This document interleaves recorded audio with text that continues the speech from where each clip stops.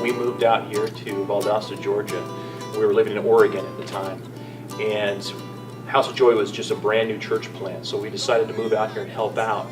And it was kind of in its infancy stage. There's maybe 25 people attending at the House of Joy at that time, and we just felt really called to come out because it was something that we felt drawn to. When we got out here and started attending and being involved, it was an experience we've never had before. So we moved back, and it seems like we've always been searching for another House of Joy in Oregon, and we've just never been able to get plugged in the way we were able to get plugged in with the House of Joy.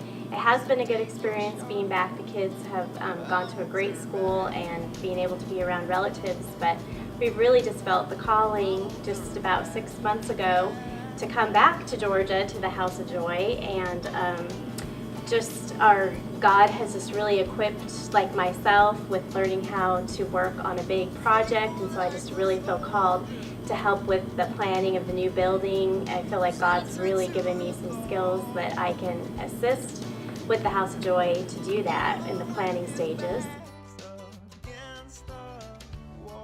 This is huge.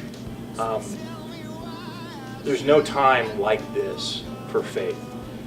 The housing market in Oregon is terrible. We're trying to sell a house. Job market is terrible right now. It's stressed, to say the least. Moving out here is not in the best interest.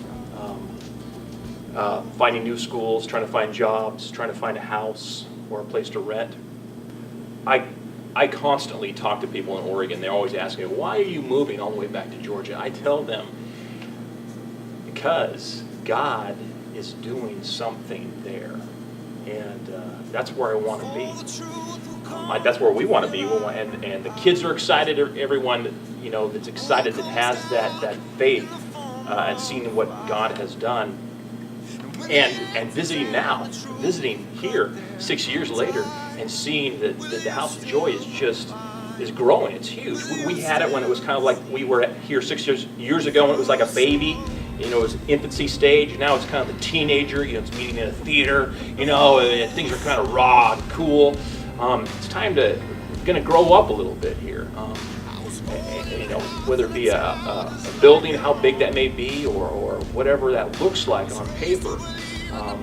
It's huge. It's not only a huge time for a church building, but it's also a huge time for the church people too, or Christian people. Those that believe in God is huge.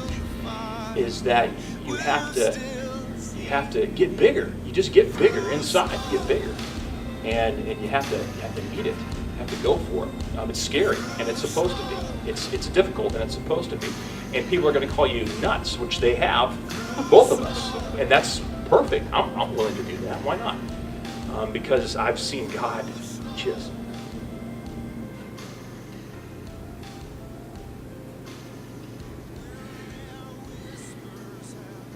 Can do it. If anybody can do it, God can do it. I've seen him do great things in my life, in everyone's life around me that believes in him fully.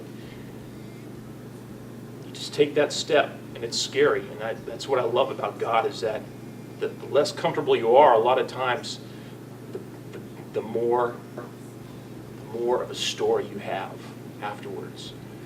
And if you want that story, if you want a reason to share, if you want good stuff to share, go out, take that step on the limb, and go for it.